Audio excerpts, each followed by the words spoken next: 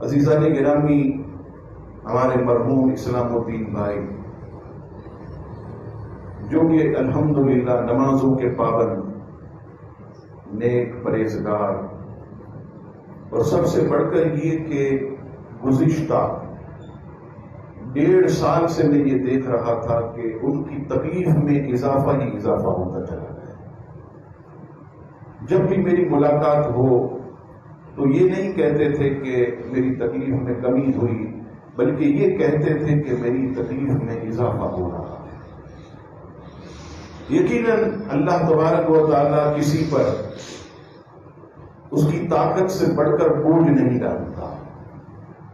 پھر بھی نماز کے لیے آتے تھے، بیان سنتے تھے، اور اتنی محبت کرتے تھے کہ کبھی کہتے کہ میں نہیں پہنچ سکتا آپ کی محفل میں تو اپنے بچے کو بھیج دیتا ہوں۔